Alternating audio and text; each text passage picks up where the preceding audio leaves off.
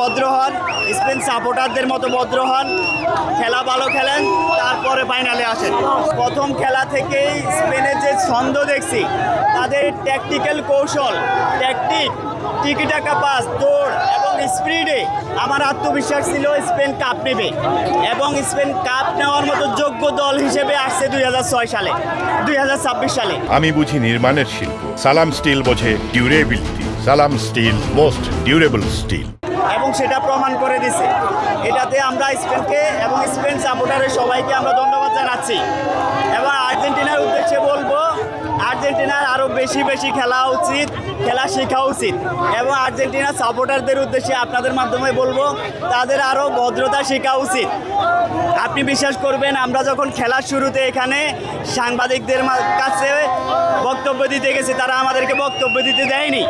তারা আমাদের সাথে খুব খারাপ ব্যবহার করছে, আমাদেরকে ধাক্কা দিয়ে পালাই দিচ্ছে এখান থেকে। অতএব তাদের উদ্দেশ্যে বলবো, স্পেনের মতো ভদ্র হন, স্পেন সাপোর্টারদের মতো ভদ্র হন, খেলা ভালো খেলেন, তারপরে ফাইনালে আসেন।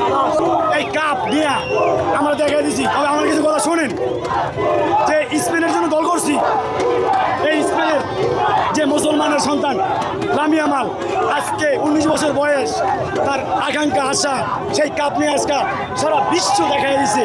এটাই হবে মুসলমানদের জয়।